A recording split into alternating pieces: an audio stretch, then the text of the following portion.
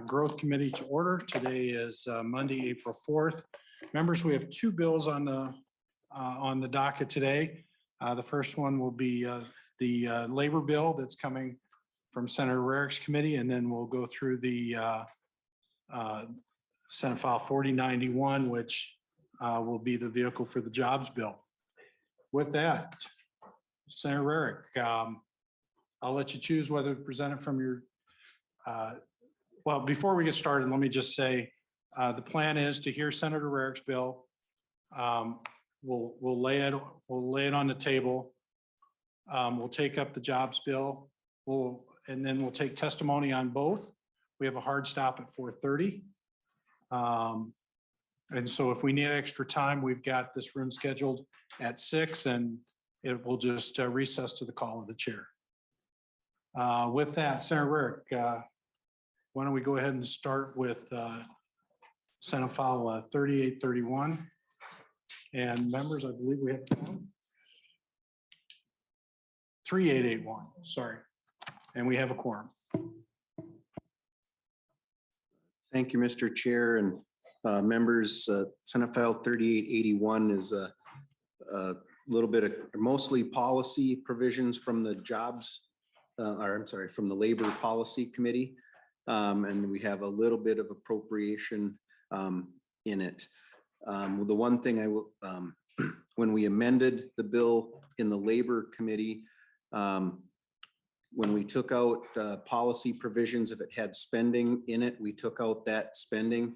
Any spending that was in it that had no policy, we believe to be the jurisdiction of this committee. So that's why we have an amendment here today as well. Just a quick overview of what we have in the bill. We have Senate File 2442, which was elevator code requirement modifications. And I believe we have an amendment to address some of that today as well.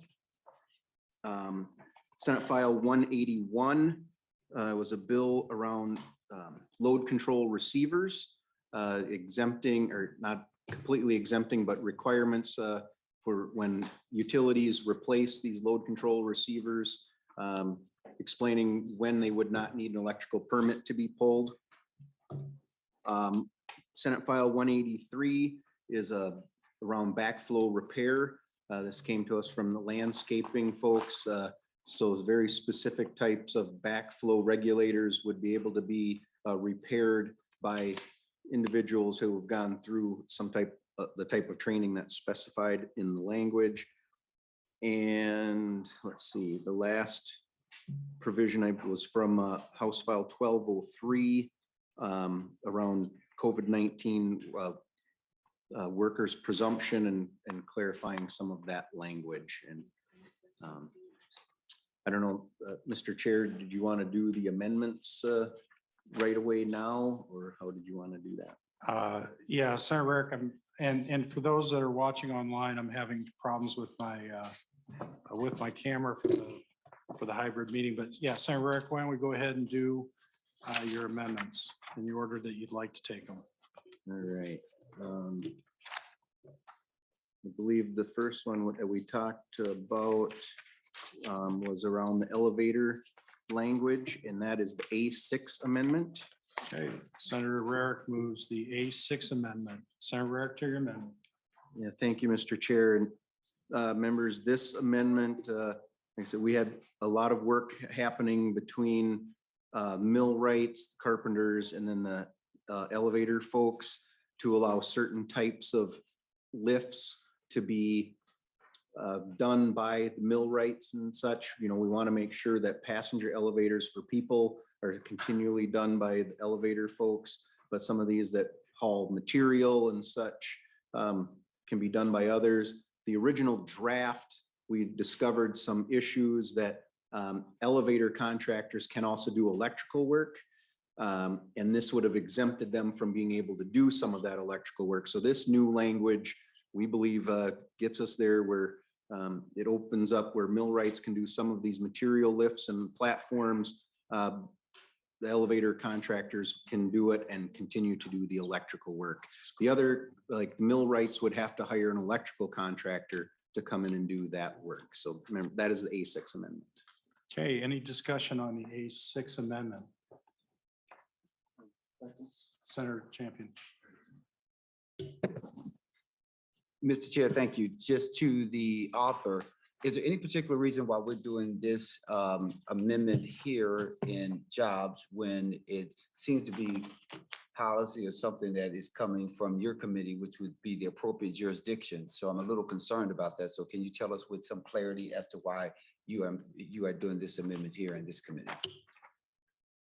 Senator Rick. Thank you, Mr. Chair. Yes, we had an amendment that tweaked the language in our committee, and then just shortly before we discovered the issue where it would have exempted the elevator contractors from being able to do the electrical work. So that's where we came up with this tweak language to make sure that we ensured they continue to be able to do that electrical work on these types of lifts. So just for clarity, Mr. Senator Chair. Champion. So it sounds like to me that this was anticipated by your committee, that you were going to work on tweaking this language and had clarified it with your committee that you were going to be making this proposal or amendment here today. Is that correct? Mr. Chair and Senator Champion, yes, we had all folks working with it, the department, we knew that this tweak was being worked on and would be dealt with here. We just didn't have the time to get the language correct before our committee. Any other questions on the A6 amendment? Okay, seeing none. All those in favor signify by saying aye. Aye. Opposed? That motion carries. And Senator Rarick, you have another amendment. Yes, Mr. Chair, I'd like to move the A5 amendment. Senator Rarick moves the A5 amendment. To your amendment, Senator Rarick. Thank you, Mr. Chair and members. This amendment is dealing with the fiscal impacts of the bill. And unfortunately, we just don't have any target to work with. Senator Pratt has about $25,000 left from his that we are putting towards the youth skills training in this bill. Unfortunately, you know, we all know that's a good program. There are many good programs, but that's just what our target is. There is a little bit of language being deleted.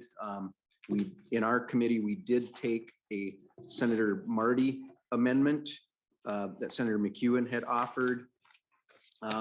What we discovered afterwards was that this would make the bill go to the Transportation Committee.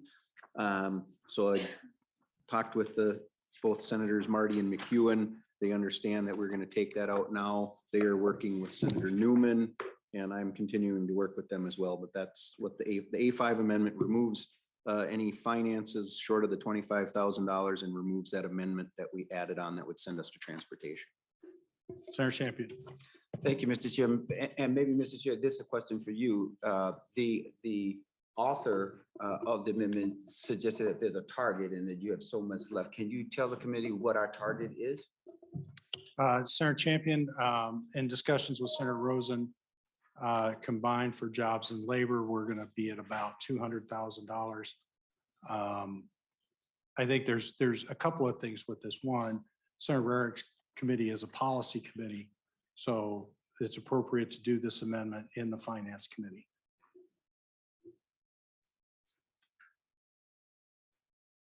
Any other questions?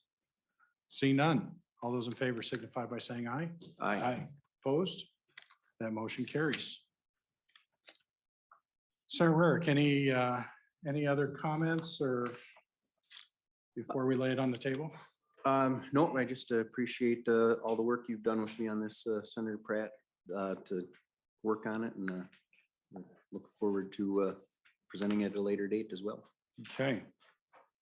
Members, since I'm having camera problems, I'm going to move to the dais in the front and turn the gavel over to Senator Rarick. And so if you'll give me just a second.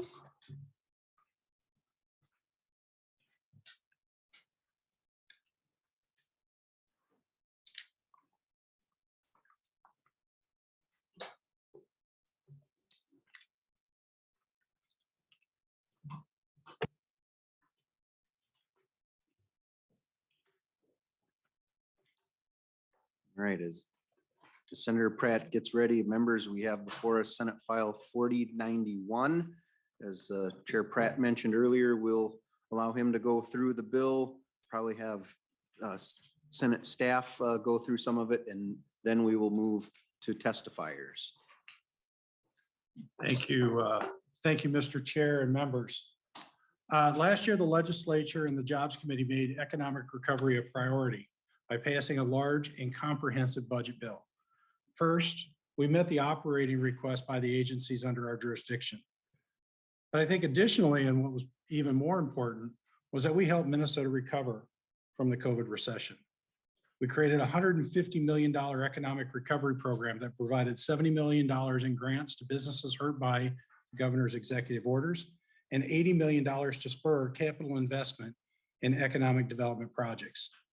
We spent over $84 million out of the Workforce Development Fund to help people get back to work as businesses began to reopen. We expanded the appropriation to Launch Minnesota to help innovative startups with the hope that these new businesses would be successful and create 21st century jobs. We put $13 million into childcare grants to assure that parents have an affordable and accessible place for their children, and in doing so, removing a key barrier to employment. We removed unemployment insurance deductions and prohibitions for working, retired, and high school aged Minnesotans who were hurt during the record layoffs of 2020. And we supported pregnant women and nursing mothers with new workplace protections. I bring that up to remind us how much was done in our biennial cycle already. This session, the priorities of the Senate have been public safety, education, and tax relief. Minnesota families are hurting from inflationary policies at the national level. Last year, nominal wages grew 4.7% to an average of $31 an hour. However, the average real wage, which is the change in wages after raises and then inflation, fell 2.4% in 2021.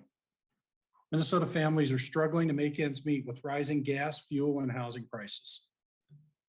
So members, this bill builds upon last session's work with modest changes in spending and policy. And before I turn it over to Mr. Mumm and Ms. Fontaine, I'll just highlight a few of the keys. We're going to be putting $175,000 of one-time money into a study between pensions and DLI to look at the sufficiency of workers' compensation and pensions for first responders if they're permanently disabled earlier in their careers. Members, you'll recall that we just heard this bill, Senator Jasinski bill last week, which with Ms. Wolf testifying really focused at the scenarios of Officer Eric Mattson and Dan Wolf as kind of the ones we focused on. But in Senator Rarick's committee, the question came up and we included state troopers and firefighters into the bill. It makes a policy. We're going to take $50,000 out of the Workforce Development Fund for a pilot targeted at first responders suffering from PTSD in a hope to get them back into the workforce. This provision was covered in a bill heard in the Ag Committee, and we just want to help at least start this pilot program to see if it's successful. It makes a policy change requested by the Bureau of Mediation Services to allow more flexibility for grants or firm grants to labor management committees, allows more time for recipients of Minnesota investment funds and job creation funds to meet their goals due to pandemic-related impacts. It requires DEED to provide unemployment insurance fraud reporting to the legislature annually, as recommended by the Office of Legislative Auditor. And we included some Senator Draheim bills that DEED will prioritize grants to programs in high wage and high demand careers that will ask those providing those workforce development programs to report on their administrative expenses. and set benchmarks for increasing the number of programs participating in paper performance grants. We've included wage theft reform again. We made changes to the proposal in committee, and I hope we can find some willingness to compromise between both the business advocates and the labor advocates. Members, I'm really committed to finding a solution that's fair for employers and employees without weakening any of the protections. And we adopted several provisions in the governor's bill. We're going to recognize tribes as a municipality for contamination cleanup grants, allow deed to exclude funds received from the federal treasury from business subsidy requirements. We want to clarify that tribal businesses and publicly owned hospitals are eligible participants for pathway projects. Allow deed to transfer a portion of their administrative expenses for the community energy transition grants to the Environmental Quality Board to assist communities with regulatory and technical assistance. And we're going to modify the definition of credential by allowing certificates from workforce investment boards to be included. That's my summary, and I'll ask Mr. Mumm and Ms. Fontaine if they'd like to add anything to that review. Senator Pratt, I don't remember. Did you move? I believe this is off the A2 amendment. Thank you, Mr. Chair. I would like to move the A2 author's amendment. Very good. And then we will take action after it has been described by staff. So Senate Counsel, Ms. Fontaine, do you wish to go first? Oh, Mr. Chair, members, and Senator Pratt actually did a very nice job. The only thing he left out were probably the bill numbers for each section. And that is provided in my summary, though, that everybody has a copy of. So there were a number of Senator Draheim bills, and it's also listed in the summary. But I think he really did go through everything that's on my list. There were a number of items that were slightly modified from the Department of Employment and Economic Development from their agency bill that were a little bit modified from the as introduced version. And other than highlighting the section that did come from the OLA recommendations from the report on the unemployment insurance overpayments, that's a new something new in section 15. But thank you so much for a wonderful overview. Appreciate it. Mr. Mumm, is there anything you wish to? Mr. Chair, no, I share Carlin's sentiments about Senator Pratt's walkthrough. All right. Senator Pratt, do you wish to act on the A2 amendment or go to testifiers first? Let's act on the A2 amendment because, Mr. Chair, I also have an A3 technical amendment to adopt as well. So members, before us, we have the A2 amendment. Are there any questions? Seeing none, all in favor, say aye. Aye. Opposed, no. The amendment is adopted. Senator Pratt, to your A3 amendment. Thank you, Mr. Chair. I'd like to move the A3 amendment and ask Mr. Mumm to talk about that. Mr. Mumm. Mr. Chair and members, the A3 amendment just removes a reference in the appropriation rider to the Department of Labor and Industry for the Office of Justice Programs. That is an office within the Department of Public Safety, not the Department of Labor and Industry. So this just strikes that reference. Thank you very much. Members, are there any questions on the A3 amendment? Seeing none, all in favor signify by saying aye. Aye. Opposed, no. The amendment is adopted. Senator Pratt, any other comments before we go to testifiers? No, Mr. Chair. Wish to take over the gavel again, or? I'll move back and we'll let the testifiers come up. All right. And so everyone gets ready, before he comes back, we have Commissioner Robertson first, and on deck will be Deputy Commissioner McKinnon.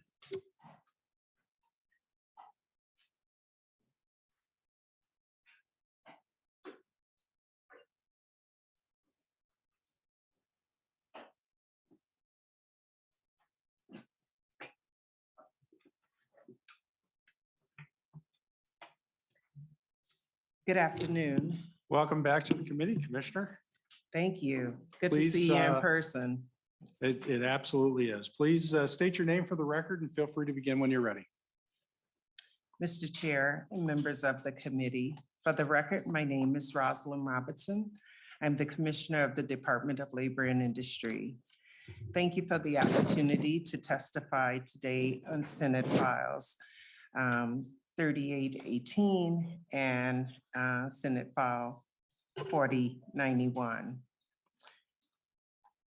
To begin, I must say I'm extremely disappointed to see the A5 amendment filed for this bill that removes the agency request for $1.758 million to increase prevailing wage enforcement. And the bill further reduces to $25,000, a funding increase for the Youth Skill Training Program. These two agency supplemental budget priorities would first ensure that persons working on public works are compensated according to the real value of the service they perform. And two, it will enable the agency to support additional youth skill training partnerships to offer safe, healthy, and meaningful work experiences for 16 and 17-year-olds student learners. I urge the committee to please reconsider these proposals. Regarding the A6 amendment to provide an exemption from elevator contractor licensure for work on conveyors, platform lifts, and dock levelers, the department preferred this approach to provide an exemption from licensing for work on certain elevator equipment. It remedies the concerns we raised with licensed elevator contractors being able to perform electrical work on certain devices. We look forward to agreement by all parties on that portion of the bill. I do appreciate that the bill includes two fixes in Article 2, the Construction Code Licensing Division fee reduction language correction in Section 2, and the addition of effective dates to the Workers' Compensation Advisory Council recommendations that became law earlier this session in Section 19. I will note, however, that unlike the department's proposal, Senate File 3881 does not sunset building permits and plan review fees reductions on October 1st, 2023, as all other fee reductions will sunset on that date. The department prefers this sunset as one, it will make all of the fees uniform. But more importantly, it will provide the department the opportunity to evaluate the balance of the construction code fund to determine whether an ongoing fee reduction is fiscally reasonable. The operating budget of the Construction Code and Licensing Division is funded on a fee for service, and the division receives no appropriation. Regarding the policy provisions included in the bill, the department does not have concern with the window cleaning safety provisions in Article 2, Section 1.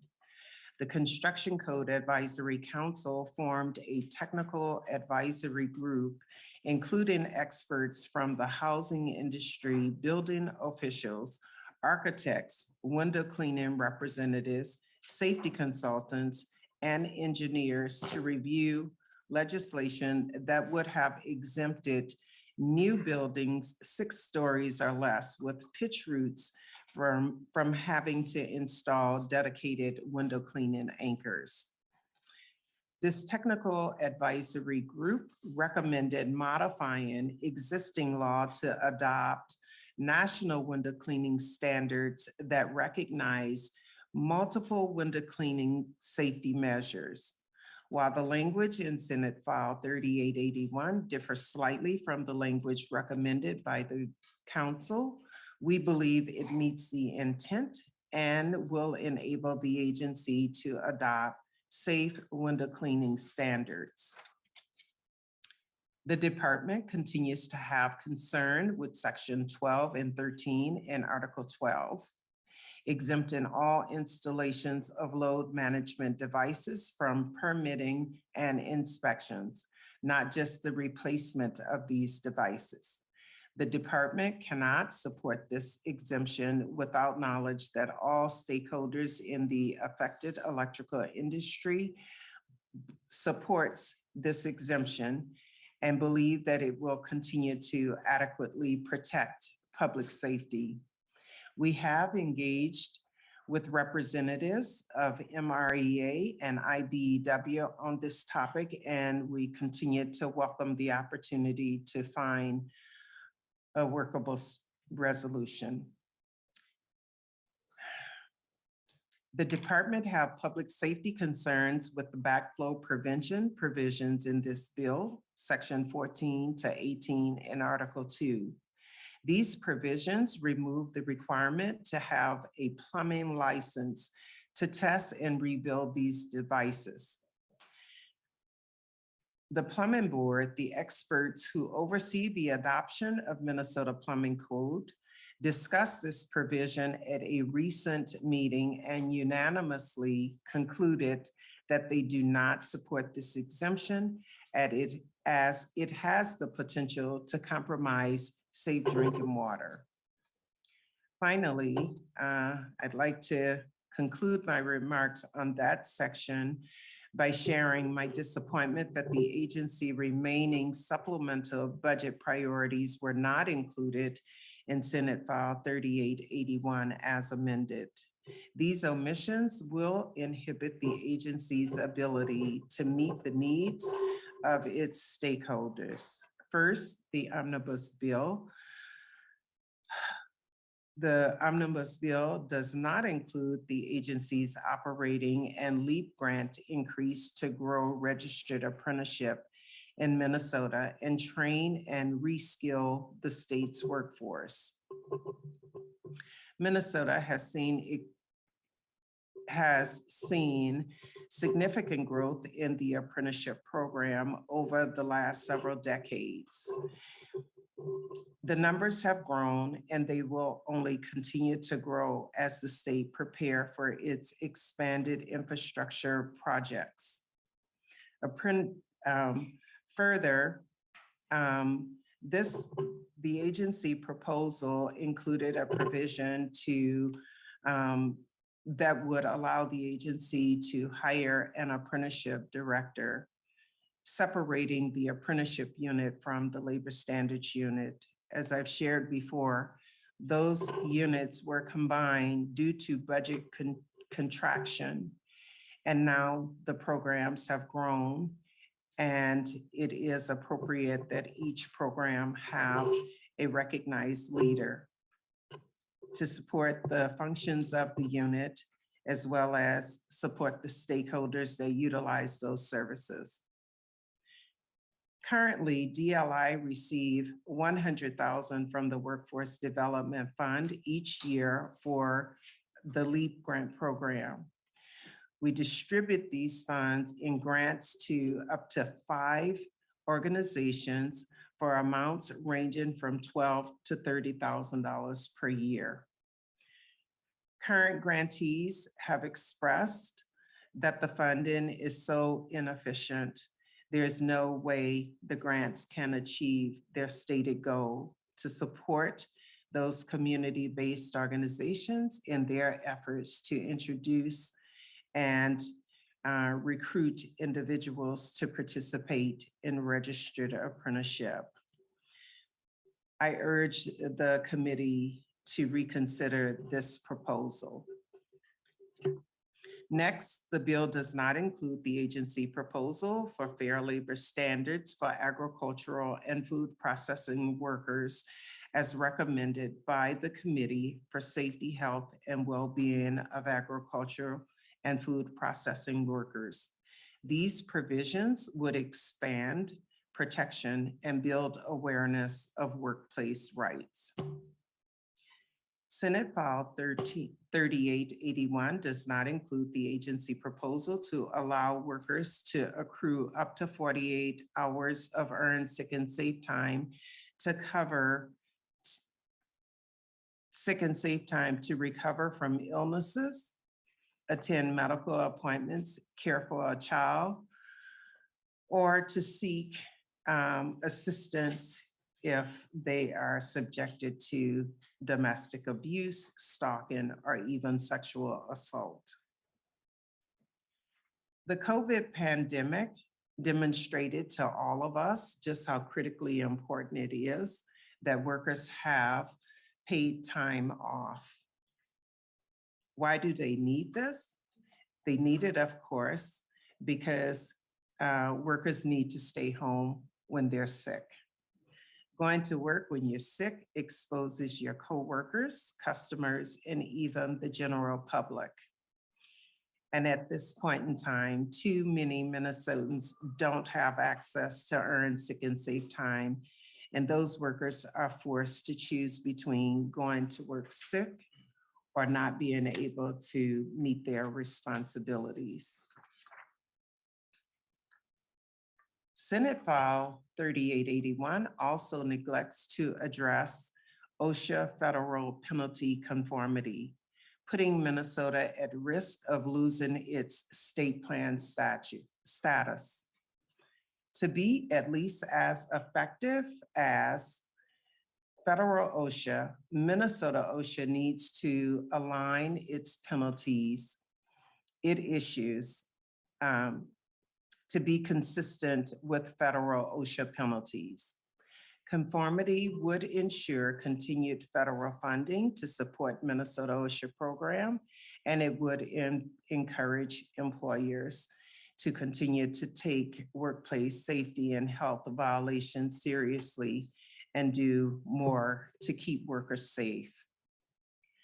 The bill does not address the issue of increasing greenhouse gas emission in commercial buildings.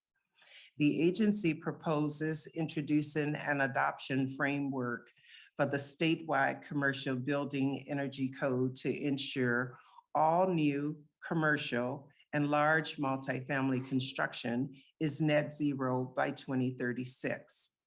Since 2005, greenhouse gas emissions in commercial building sector have increased by 15%, partially driven by higher heating and cooling demands. The state is running out of time to make meaningful progress on addressing climate change, and the initiative is an important component to achieve greenhouse gas reduction goals. Senate File 3881 further neglects to provide the agency regulatory oversight of assisted living facilities and assisted living with dementia care facilities licensed by the Minnesota Department of Health. This proposal would enable the agency to provide construction code reviews and inspections statewide to ensure these facilities designed for the elderly and the vulnerable meet the minimum safety standards.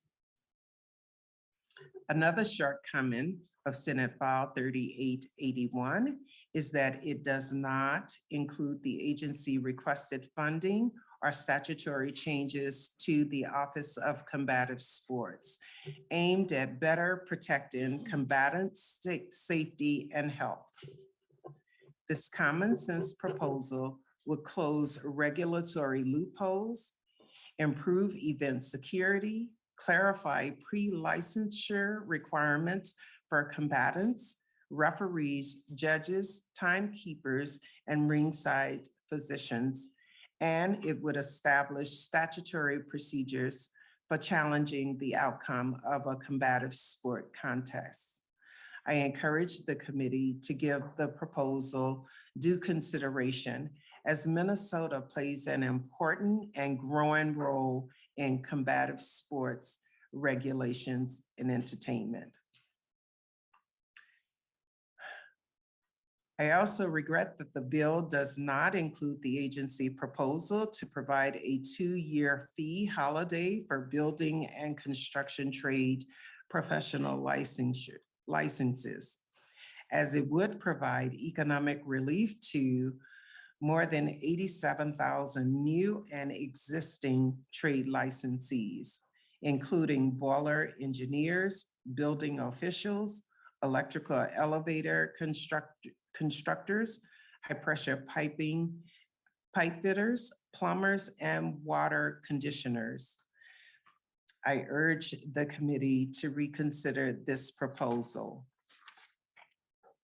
Regarding Senate File 4901, first, I would like to thank the committee for including $175,000 appropriation for the police officer, firefighter, and state trooper benefit adequacy study. As the bill requires a study of workers' compensation, disability, and pension benefits, labor and industry expertise is limited to the workers' compensation. The agency will need to partner with a consultant on the study, and which this appropriation will fund. We thank you for that. Second, the department does have concerns with provisions in Article 2 that seek to amend the employee notification and penalty provision of the wage theft law. Many of the changes recommended in the wage theft amendments, the agency does not feel that these changes are needed because in many instances, the department has interpreted the current law to include those. And we have been interpreting that for more than a year. Regarding the 20-day penalty cap in Section 14, the agency continues to have concern. We are working with stakeholders to find some common ground, but at this time, the department does not support these changes. With that, Commissioner, there's a lot to go through, and maybe we can get ready to wrap it up. We do have quite a few testifiers coming up still. I appreciate that, and I will be. Thank you. I'll wrap up quickly. Other proposals in the wage theft amendment that the department have concerns with. The proposed changes eliminate the requirements that employees be informed of changes to the information provided in the initial notice prior to the date of any changes taken effect. And instead, it allows the employer to communicate changes in the earnings statement following the date that changes take effect. The department has concerns about this because in many ways, this was part of the basis of the wage theft law. The provisions were there to ensure that employees are well aware of what the terms and conditions are before they perform the work. Therefore,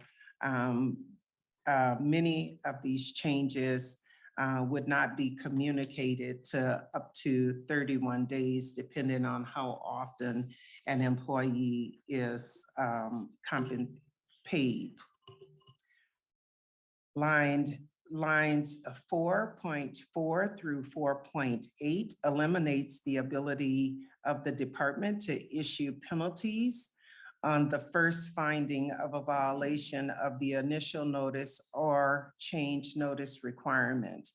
Currently, the law allows the commissioner to issue civil penalties of up to $1,000 to employers who are found to have repeatedly or willfully violated the initial notice or change requirements.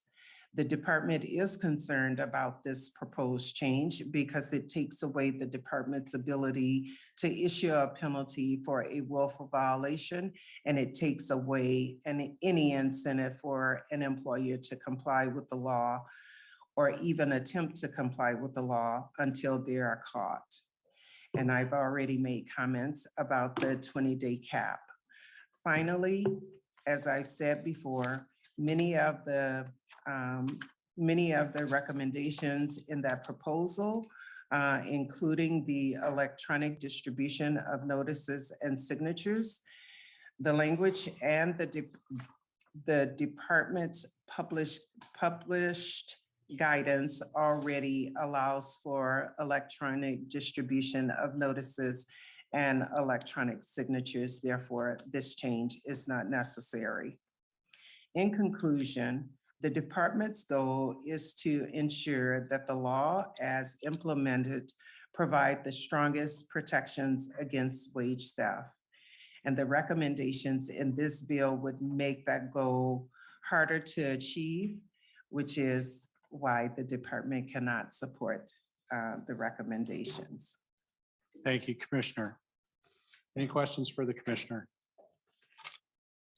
Okay, seeing none, thank you. And next we have Deputy Commissioner McKinnon. Welcome back to the committee. Please state your name for the record and feel free to begin when you're ready.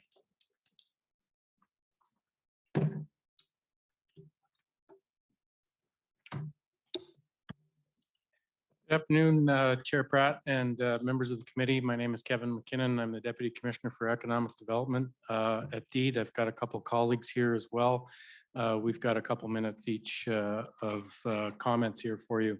But on behalf of DEED, I want to extend our thanks to you and the members for your work in this committee and on the Omnibus bill. With regard to Governor Walz and Lieutenant Governor Flanagan's budget to move Minnesota forward, most central to this committee's focus is the economic plan to build on Minnesota's economic success by investing in students, workers, communities, and small businesses, the things that made our state's economy strong in the first place. Today, I'll highlight some areas of DEED's support and where we have some concern. The first thing I'll note is that there were a small fraction of the governor's recommended economic development investments in the Omnibus bill.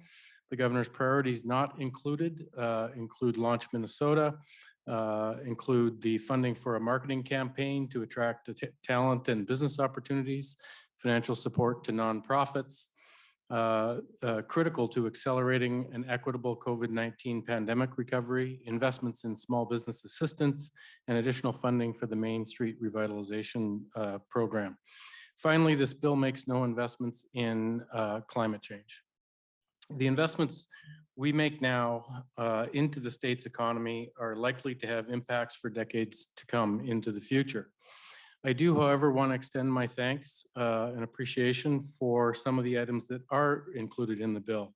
Specific language tied to the energy transition grants and the Minnesota Investment Fund and Job Creation Fund extension, including federally recognized tribes for the purposes of the contaminated site cleanup funds, making a change that will allow federal loan funds received from the Department of Treasury to be utilized consistent with the state small business credit initiative, and adding tribal businesses, municipal and county hospitals to the Minnesota Job Skills Partnership to include these types of businesses.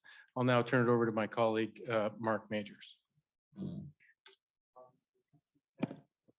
Welcome back to the committee, Mr. Majors. State your name for the record and feel free to begin when you're ready. Thank you, Chair Pratt and members of the committee. My name is Mark Majors, and I'm the Deputy Commissioner for Workforce Development at DEED.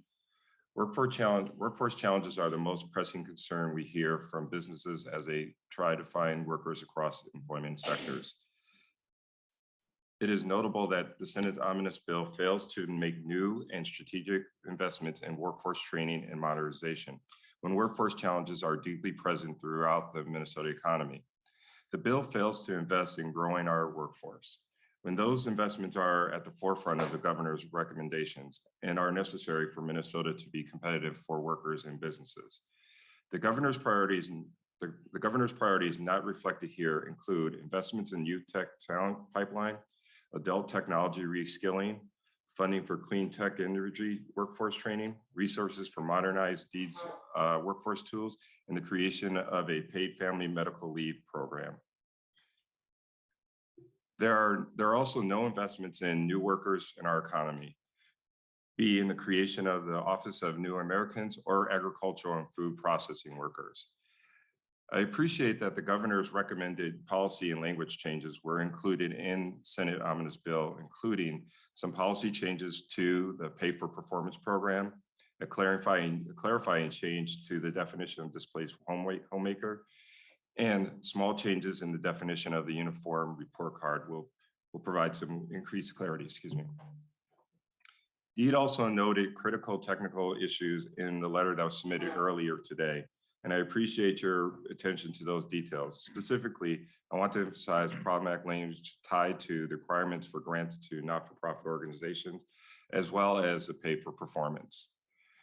Thank you very much, Mr. Chair and members of the committee. I'll turn it over to my colleague, Deputy Commissioner Rowe. Welcome back to the committee. Please state your name for the record and feel free to begin when you're ready. Thank you, Chair Pratt. Members of the committee, my name is Evan Rowe. I am Deputy Commissioner for Operations and Workforce Services here at DEED. And I just wanted to offer a few brief comments on the unemployment insurance overpayment report included in the omnibus bill. The department shares the Senate's concerns around malicious actors attempting to gain illegitimate benefits through the unemployment insurance system.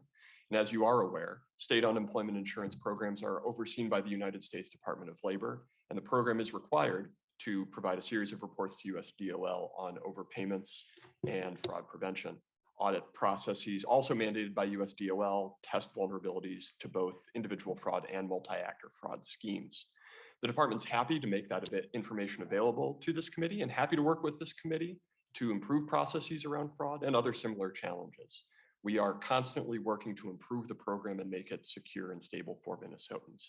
However, we do have a number of technical notes around the reporting proposed in the bill, and that we'd appreciate the committee's attention to those notes as the bill moves forward. Thank you, Mr. Rowe. And I'll admit it was put together rather quickly with some of my, my expertise in the field, but happy to work out the details with you before we get to final passage. Very good.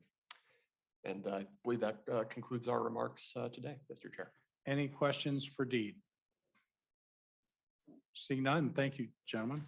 Thank you. Thank you. Members, we have a number of testifiers on the list, and we're going to be limiting testimony to 2 minutes each. First on the list will be Mr. Burkaw, followed by Ms. Mixon and Mr. Peters. So that's our up, on deck, and in the hole. So we'll start with Mr. Burkaw. Welcome to the committee. Please state your name for the record and feel free to begin when you're ready. Mr. Chair, members, thank you for the opportunity to provide testimony today. My name is John Burkaw. I'm the Director of Academic Education at the Finishing Trades Institute of the Upper Midwest, an accredited apprenticeship college located in Little Canada, Minnesota. We've appreciated the opportunity to have you, Mr. Chair, over for a tour of our innovative school and the programming that we perform, and appreciate your support and attention to workforce training. Many people may not know what a unique collaboration the Finishing Trades Institute of the Upper Midwest is. We are a partnership between management and labor coming together to provide training and education to the workforce. We support the expansion and increased funding of the Labor Education Advancement Grant Program, or LEAP funding, included in Governor Walz's budget proposal. These new dollars would provide apprenticeship opportunities and growth for women, underserved populations, and employers throughout Minnesota. We further support the expansion to include nonprofit organizations such as ourselves. The FTIUM has a proven track record of providing equitable learning and employment opportunities. Our apprenticeship programs now have completion rates of more than 80% and employment rates of 100%. Our apprentices get paid to learn their trade and graduate from our college program debt-free. Our focus is to make sure that every one of our students is placed into jobs with our wonderful employers. They are committed to providing our graduates with jobs that will continue to guide them on their path to a rewarding and enjoyable career. While an increase for registered apprenticeship is not included in this omnibus bill, we remain hopeful for an opportunity to further invest in this successful program and welcome additional conversations. We hope that if the opportunity arises yet this session to invest in this program, you will consider it. Thank you for your time today. Thank you, Mr. Burkhaw. Next, we have Ms. Mixon, followed by Mr. Peters and Mr. Ledoux, all on Zoom. Welcome to the committee, Ms. Mixon. Please state your name for the record. Feel free to begin when you're ready. Thank you so much for having me. My name is Sally Mixon. I'm the founder and CEO of Abijah's on the Backside. We use off-track thoroughbreds to work with first responders and military struggling specifically with PTSD and other mental health related struggles stemming from trauma. I know I only have a couple minutes, and so I would love, if possible, to share this 2-minute video that just gives an example of what this modality looks like. It's hard to explain, it's easier to watch. And I would love the opportunity if that's okay with you, sir. Okay, go ahead.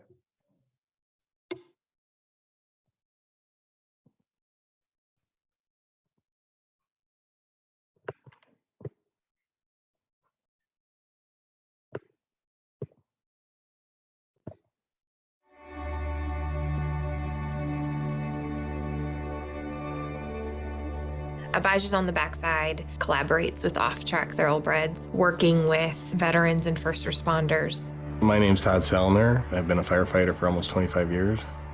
One of the most beautiful things with Todd is that he doesn't want to be vulnerable, but he's willing to put himself in a vulnerable place. Coming here every week. Anytime you're dealing with trauma, often we don't have words to express that. Our bodies express that. These horses are so intuitive and they pick up on things going on inside of us.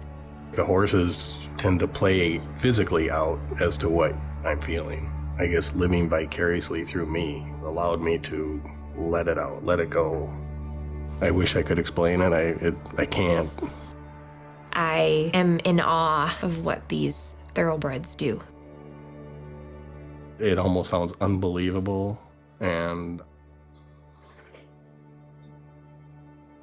yeah, I'd witnessed it myself. I had a bad call right before I came. My emotions were off kilter. The horses reacted. Whatever was going on inside me went through them. When he's watching them lose it, it's almost like they're doing it for him. He doesn't have to. Like they got it. Definitely seen changes in myself. The Abijah's program absolutely would be beneficial to first responders, veterans, the support that they should get. When our stories change, we change. And we have that ability to change them. That's healing at its finest. That's not a Band-Aid. When you walk out of here and you're transformed, that's powerful.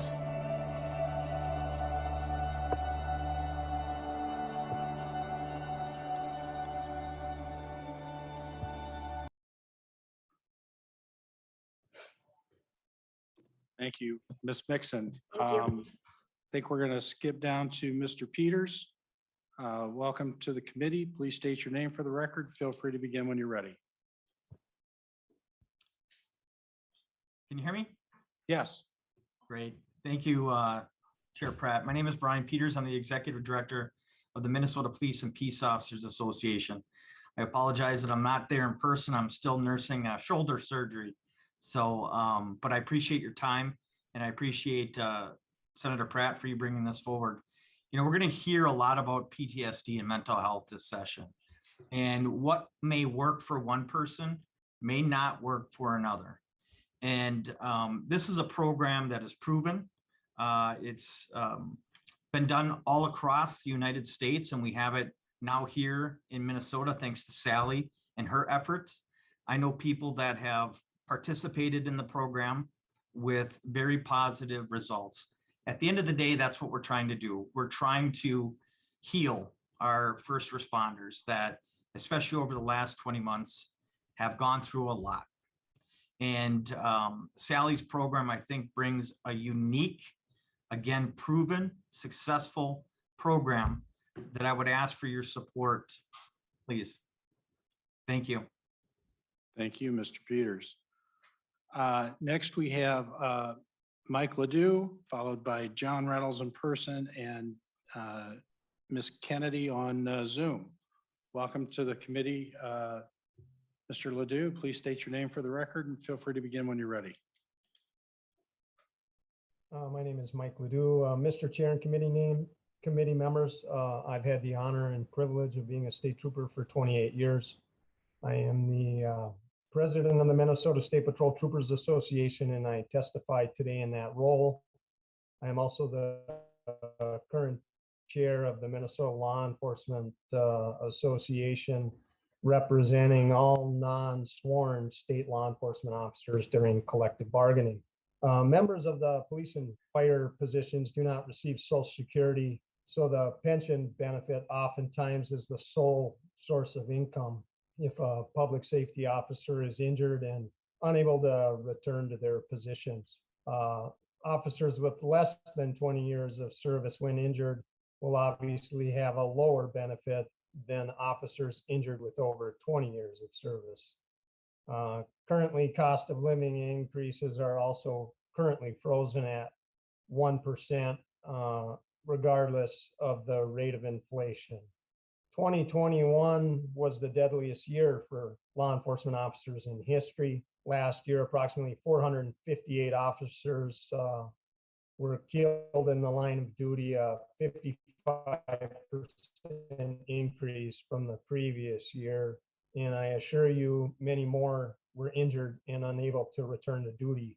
These public safety professionals put service before self each day for the security, benefit, and protection of the people. Please recognize their service and sacrifice by supporting the language in Senate File 1547. My thanks to the authors for authoring this important legislation and including state troopers, since state law enforcement officers make up approximately 9% of the law enforcement officers in the state. Mr. Chair, I'd be happy to answer any follow-up questions, and thank you for the opportunity. Thank you. Thank you, Mr. Ledoux. Do we have any questions for any of our testifiers so far? Okay, seeing none. We'll take Mr. Reynolds in person, followed by Ms. Kennedy and Mr. Swenson Klatt. Welcome back to the committee. Mr. Reynolds, state your name for the record and feel free to begin when you're ready. Thank you, Mr. Chair and members. John Reynolds with the National Federation of Independent Business. First, I want to thank Senator Pratt and Senator Rarick for taking a do no harm approach in their bills. Many small businesses, as I've talked about before, and as I'm sure you hear from your constituents, are still struggling to recover from the pandemic with other headwinds like inflation, worker shortages, and many other problems. So avoiding harmful labor mandates at this time is very much appreciated. I just want to highlight three quick things in this bill that we appreciate in Senator Pratt's 4091 that we appreciate the inclusion of. The first is the fix to new employee notification requirements. NFIB's goal certainly is not to do any damage to employees or cause any harm for employees. The current notification requirement is very rigid. It's burdensome to comply. Senator Johnson Stewart illustrated well how easy it can be to make honest mistakes in this area, which is a great illustration. And like you, many of our small business members are deeply involved in the day-to-day operation of their business. They don't have HR departments. They don't have accountants. So all of the paperwork falls on them. Providing flexibility is good for them, and I think good for their employees as well. Second, we appreciate the inclusion, the reinstatement of a penalty cap that the department referred to. The on-cap penalty in current law is wildly out of step with most other statutes, including violations of, well, serious violations like insurance fraud, environmental protection, and health code issues. And then lastly, we also appreciate the inclusion of a report on UI overpayments. As we've all learned over the last 2 years, the unemployment insurance system can process a heck of a lot of money. And this is no knock on the fine work that the Department of Employment and Economic Development has done, but it would always be helpful for both legislators and the businesses that pay into the UI system to have more information to see where we can make improvements in the future. So again, thank you, Mr. Chair. Thank you, Senator Rare. Thank you, members. Appreciate it. Thank you, Mr. Reynolds. Next, we have Ms. Kennedy on Zoom. Thank you very much. My name is Dana Kennedy, and I live in St. Paul. When I was first diagnosed with cancer, our daughter was 5. I was in a coma and in and out of the hospital for 5 weeks. I had to learn how to walk again, how to button a shirt. I was in and out of the hospital for months. Because I left my job, we needed my husband's income. With no paid family medical leave, we couldn't afford for him to take even 1 day off of work. Steve had to visit me in the hospital, meet with my 6 doctors, cook, clean, shop, and go to work, and take care of a 5-year-old who couldn't even cross the street by herself to get to kindergarten. We were in crisis. My daughter recently told us, she said it's okay to say this, that she wore dirty underwear for days because Steve had no time to do the laundry. Regions Hospital called him twice to tell him I might not make it, but he couldn't come. He couldn't come. Employees in Minnesota are going through so much worse because they can't take time from work. Minnesotans across race, gender, and geography are left to deal with life and death situations, to make life and death decisions with no time to even think straight. That's why a paid family and medical leave proposal that's left up to private insurers, tax credits, or other partial measures is not enough. Minnesota workers deserve a paid family medical leave that offers immediate benefit when needed, is comprehensive, and is accessible to all regardless of one's employer. And I'm disappointed that this policy that I support is not part of the bill discussion today. No opinions or fears can defeat the fact that paid family and medical leave is popular and successful in all of the cities and 9 states where it already exists. And it has the support of many small business owners too, which is important. Ms. Kennedy, I need you to wrap it up, please. Oh, thank you. I'm finishing up. This legislature has done has run the cost benefit analysis, and $3 per employee, $3 per employer is affordable. Minnesota can do this. And thank you very much. Thank you, Ms. Kennedy. Next, we have Mr. Swenson Klatt. Welcome to the committee. Please state your name for the record and feel free to begin when you're ready. Thank you, Chair Pratt and members of the committee. My name is Dan Swenson Klatt. I've owned and operated Butter Bakery Cafe in South Minneapolis since 2006. We're an independent family business, working to be a sustainable run business, be a responsible member of our community. I'm also a member of the Main Street Alliance, a statewide network of small businesses committed to creating strong communities who are our engines. We survived these last 2 years because of your support. I'm still here, but we are also still struggling. And that support has been dwindling quickly. As a small business owner, I try my best to do and take care of my employees. I have 18. I've adopted an earned sick and safe time policy for my staff before it was an ordinance. I created an equitable wage model for my staff to try to pay a living wage, but I cannot come up with a way to provide paid leave or health benefits. I've had to pick and choose and sadly turned down many requests for paid leave over the years. I recently provided 6 weeks of paid leave for one of my 4 cooks so that he could care for and eventually bury his dying father. He's back working with me. I did this from a loan. It was the SBA Economic Injury and Disaster Loan that I took out last year to try to survive. I've used the PPP draws. I used the state funds, the federal funds, made use of all the best opportunities to keep my staff working through the pandemic. I cannot provide paid leave to my employees on my own. In 2021, our earned paid time policy covered about 40% of the paid leave time I paid out. Private insurance leave plans, simply not affordable for me. My cash flow can't wait for tax credits. And it's why I'm disappointed that a paid leave proposal is not included in the Senate's job bill. A public family medical leave program would significantly lower my costs, my overtime, my hiring, the training costs, and it would give me the sense of safety my staff and I need. Had it been available during the pandemic, my staff who left to go on unemployment may have had a better alternative. At the end of the day, that paid medical family leave program would be a good piece for my business, and it's the right thing to do. If we're serious about creating good jobs, keeping hiring and retaining workers, this is the way to go.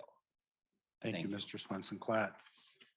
Next, we have Mr. Harris, followed by Mr. Ellis online, and then Ms. Luger.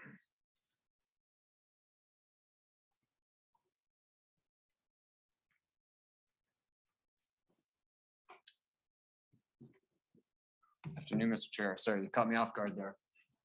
I had to come from the back. Mr. Chair, members, my name is Shep Harris. I'm with Frederickson and Byron.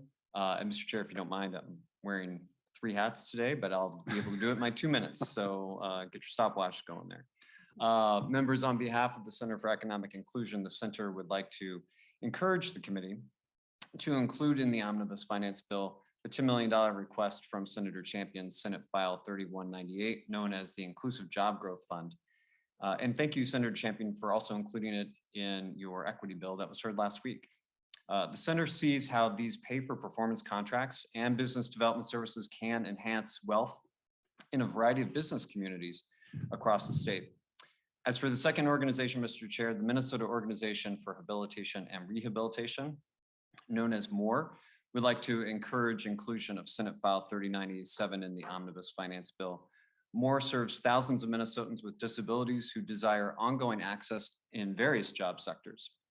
Just to refresh our collective memory, Senate File 3987, chief authored by Senator Anderson and co-authored by Senator Miller, proposes a $2.285 million ongoing annual increase to extended employment provider rates.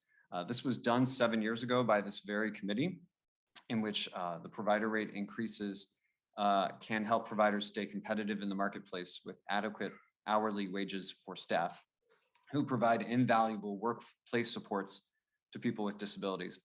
And finally, on behalf of thousands of Somali young adults across the state who participate in activities with the organization known as Kajog, I'd like to encourage inclusion of Senator Putnam's Senate File 4352 in the proposed omnibus bill. This bill proposes $2 million in one-time funding for a statewide phlebotomy training and certification program through Kajug and the Pathway Career Training Center to address a staffing shortage in this medical field. Thank you again, Mr. Chair, members, and I encourage you to include these 3 items in the final omnibus bill. How do you do, Mr. Chair? You did perfect. Oh, wow. All right. Well, maybe I'll be back again.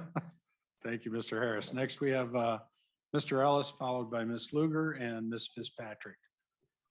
Welcome to the committee. Mr. Ellis, please state your name for the record and feel free to begin when you're ready. Thank you. Good afternoon, Chair Pratt and committee members. My name is Kevion Ellis with Education Minnesota. And thank you for the time today to provide some brief comments on Senate File 4091. I mainly just wanted to call out a few items that we feel are missing from the bill. First is the need to fund the Public Employment Relations Board. The purpose of the board is beneficial to both public employers and employees in solving unfair labor practices, and it keeps both parties from entering into costly and time-consuming litigation. Even with the modest funding request, the PER board would still be one of the lowest funded agencies of the state. So I would encourage the committee to consider including the language in the deed supplemental bill that adequately funds the board, but also taking a look at the House position that would restore jurisdiction to the board and address data privacy provisions that have already been agreed to by stakeholders in previous sessions. And then quickly, I'll just touch on not seeing important pieces like paid family medical leave and paid sick and safe time. These are long overdue, and many Minnesotans continue to face hard choices between losing a paycheck and caring for their loved ones. These proposals would ensure that all Minnesotans have economic security during these important life events. So again, thank you for allowing me to testify today, and I hope that you put these items into further consideration. So thank you. Thank you, Mr. Ellis. Ms. Luger, welcome to the committee. Please state your name for the record and feel free to begin when you're ready. Good afternoon. Thank you, Chair Pratt. My name is Meg Luger Nicolai. I am the union representative to the Public Employment Relations Board. And until last year, the board was operating and we were in business and happy to be so. And that meant resolving our labor disputes in the public sector in the most efficient way possible. We don't support the language at lines 3.3 through 3.7 of the DE. We support the language that's in the original draft of the bill. This language would provide for the restoration of the jurisdiction of the PERB, which, as you know, takes charges and investigates unfair labor practices that are alleged by individuals in the public sector. Those charges otherwise go to court, adding to an already significant burden on our judicial system. This is an efficient mechanism for resolving those claims that is similar to what exists in the private sector. And even with the funding that is currently proposed in Deed's bill, we would still be among the smallest agencies in state government. And so we ask for this funding so that we can actually hire full-time staff, which we are currently unable to do on a budget of $125,000. MMB won't let us hire somebody that we can't actually pay through the entire year. And so we would like to be in a position to hire staff so that when jurisdiction is restored, that individual can help us stand up our operations and continue them as effectively as possible. We appreciate this committee's work on the issues that are particularly relating to our firefighters and police officers, but please remember that those individuals are constituents of this board as well. And so the individuals who are currently working benefit from the due process protections that this body provides. So we ask for the funding to be restored as well as our jurisdiction so that we can begin or resume operations just as quickly as possible. Thank you. Thank you, Ms. Luger Nicolai. Any questions so far for any of our testifiers before we move on? Okay, seeing none. Ms. Fitzpatrick, followed by Ms. Zachman. Ms. Fitzpatrick, welcome to the committee. Please state your name for the record and feel free to begin when you're ready. Thank you, Chair Pratt, members of the committee. My name is Deborah Fitzpatrick, and I'm the Director of Policy and Research at Children's Defense Fund Minnesota. I'm also here today representing Minnesotans for Paid Family and Medical Leave Coalition, 50 organizations representing small businesses and other job creators, local government officials, healthcare professionals, and many, many others. We would like to express our disappointment that Senate File 4091 does not include the governor's paid family and medical leave insurance provisions. I feel this is a missed opportunity at a critical time in our state. There's perhaps no policy that the state could adopt that would have such a profound 3-generation impact on the state and its workforce. In other US states, similar programs are leading to several critical outcomes that affect our state's economic future, especially at a time of workforce shortages. Those include healthier births and babies, improved child development during the critical first 1,000 days when 80% of child brain development occurs, creating the best possible start for our future workforce in the state. Greater labor force participation and employer attachment for mothers and less reliance on public programs. Quicker recovery from major illnesses and better management of chronic conditions that drive absenteeism in the workforce. Increased support for elder caregiving, a common reason women are forced to prematurely leave the workforce.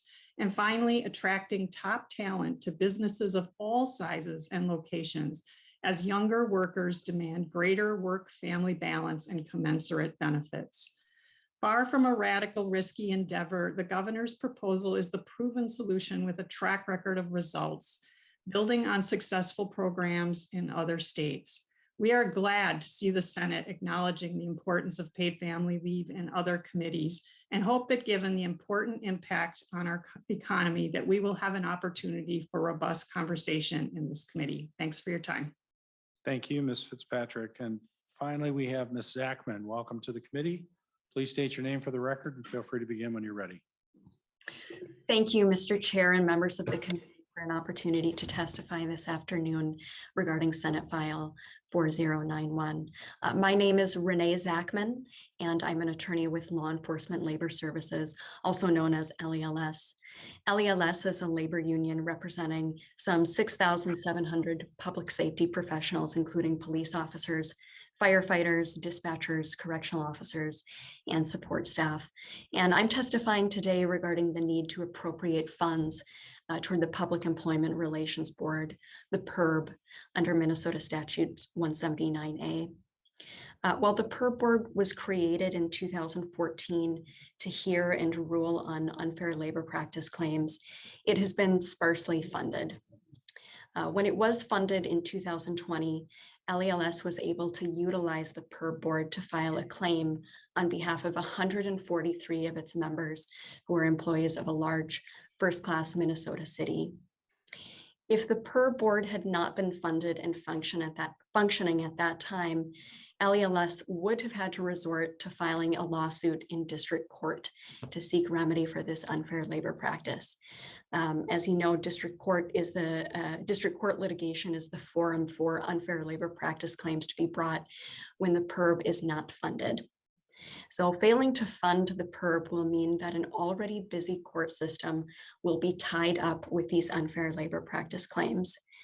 District court litigation can be expensive and time-consuming, and sometimes district court judges lack the subject matter expertise that the PERB Board holds, specifically regarding labor disputes between public employees and their employers.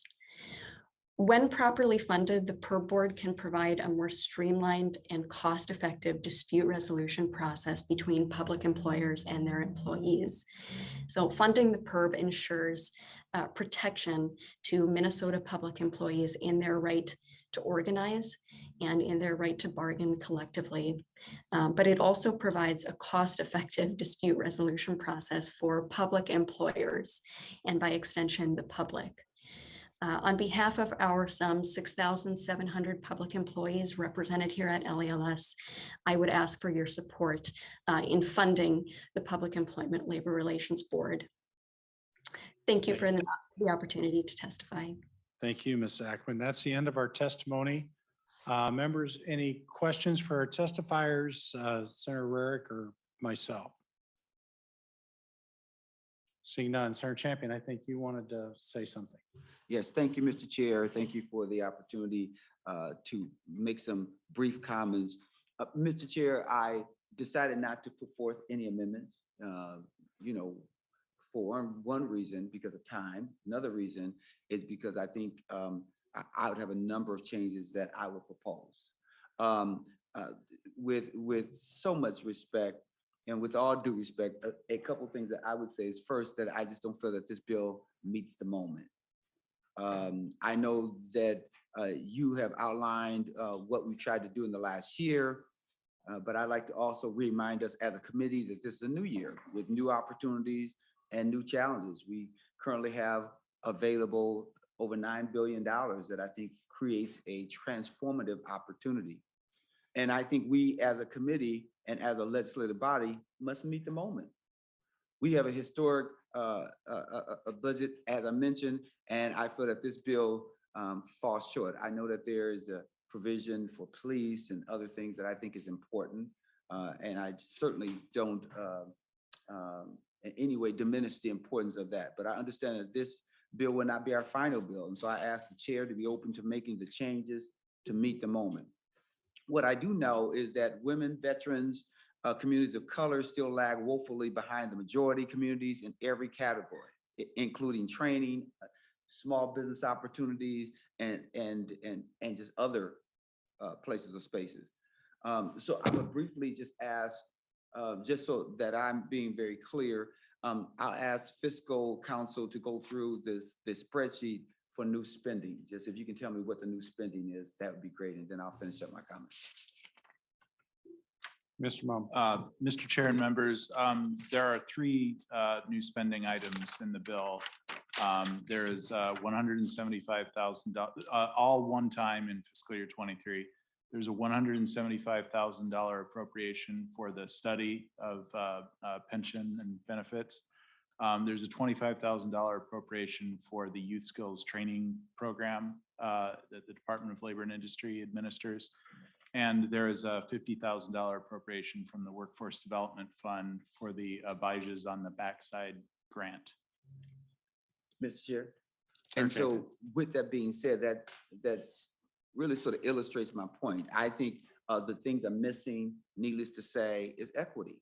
Equity is something that we know that even the demographers talked about, the importance of how we make sure that folks are on the sideline, get engaged in real time in order to make sure that we as a state continue to be nationally and globally competitive. Support for small businesses, paid family medical leave, earn sick and safe time, frontline workers support, an agreement on wage stuff. I know that we have something that's in the wage stuff, and I agree with you, Mr. Chair. I hope that you all come to some agreement with the coalition, because that's what happened before. When the parties got together, they were able to hammer out something. And if there are any differences, I hope that there's a real commitment to that, because then that will catapult us forward as opposed to only having one perspective. And the things I've talked about, just names of a few things. But most importantly, Minnesotans, the people who elected us. There are 201 legislators, 134 House members, 67 senators, there's 87 counties. And you just think of those townships and all the people around this great state who said to us, I want you to be the one to go to St. Paul to represent my interests. And when you go to St. Paul and represent my interests, we are state senators, which means that we have to do what's best for our state, not simply what's best for our district. Even though I do believe that what's good for Senate District 59 is good for even your district, right? So I think we have to take a different approach about that and look at that in real time. And so as I said, that Minnesotans expect us to make transformative decisions, not small, not impactful decisions. And I want to be proud of our response to the needs and opportunities to be legislators who care and one of the electeds who dared to meet the moment. So I would just challenge us to not just look at this as a new year and for us to do something, but I want to be proud, and I hope that we all want to be proud of what we do. So I know this won't be the end. I trust it won't be the end. I trust that you would be open to all the great things that we know about. But thank you so very much, Mr. Chair, for the opportunity to speak briefly, because I know that we have a hard stop at 4:30, and I've done my part, ladies and gentlemen. Thank you, Senator Champion. Well, we'll see if Senator Rarick can be as diligent as you on that. Thank you, Mr. Chair. Senator Rarick, maybe before we go to you, are there any other questions or comments? Senator Rarick. Thank you, Mr. Chair. Being mine is mostly the policy bill. I made my comments in my committee, so I don't need to say anything more here. Okay. Members, before we address the final jobs bill, why don't we take a motion on Senate File 3831. Senator Rarick moves that Senate File 3831 pass the committee as amended and be referred to the Committee on Finance. Any questions on the motion? Seeing none, all those in favor signify by saying aye. Aye. Opposed? That motion carries. Before we take up the motion on Senate File 4091, I want to thank Senator Champion for his comments. We have seen eye to eye. We've butted heads. It's been an interesting 2 years, and I appreciate Senator Champion's comments about this being a new year, but members, we do work on a biennial cycle, and we were the priority last year in the first part of this biennium, getting our economy back up and running after we came through the impacts of COVID-19, after we came through the governor's stay-at-home orders and restrictions on business. And I know Senator Draheim knows those restrictions probably better than anybody in this legislature. And yet now we're looking at what's next. I think it was mentioned a couple of times that we do have a paid family medical leave plan, that the Department of Commerce now is actually prohibited from writing those policies, allowing those policies to be written. And we want to have our small business and our big businesses up and running. Now, there are several concerns that I have with paid family medical leave as proposed by the governor, but we discussed some of those last Wednesday, and I won't go real in depth there. Members, we also have to realize that our businesses and our families are struggling from the impact of inflation. I mentioned earlier that the average wage is up to $31 an hour nationwide, and yet the average worker has lost 2.5% of their wages in a real term when you take into account inflation on top of any of the raises that they received. That's why this is a fairly modest bill. That's why we're focusing on real significant tax relief for Minnesota families and Minnesota businesses. Instead of cutting a one-time $1,000 check, we want to give the average family a $1,000 tax cut this year, next year, the year after, and the year after. Because we know family budgets are hurting. Senator Champion, you've talked about family budgets are hurting many, many times. And so while this committee may not have as much money to spend as we did last year, we need to, in my perspective, we need to look at this as a 2-year program. And so I'm proud of the provisions that we have in this bill. There are some that need to be tweaked along the way, and I appreciate the partnership that I have with both DEED and the Department of Labor, and I'm sure that we'll work through those. So members, unless there are any other questions or comments, I would like to move Senate File 4091 as amended, be recommended to pass and referred to the Committee on Finance. All those in favor signify by saying aye. Aye. Opposed? No. That motion carries. Members, that concludes the main work of this committee. We don't have any hearings scheduled for now, but let's stay, we'll stay in touch as things come up. I want to take a moment to thank all of our testifiers today. They did a great job of helping us of getting their points across, I think, very effectively, but respecting the limited amount of time we have. I want to thank Senator Champion and our relationship over the last 2 years, Senator Housley for being vice chair. Senator Rarick, you've been a tremendous partner on the Labor Committee. When we divvied this up, we were still in the throes of COVID-19. We had to have smaller committees, but get the same amount of work done. And I think Senator Rarick and his expertise and the folks that he had on his committee did a fabulous job. Senator Putnam, Senator Draheim, Senator Herr, thank you again for being on the committee. Senator Uckey, Senator Johnson Stewart, sorry we missed you last year, but glad to have you this year. With that, members will stand adjourned. Thank you.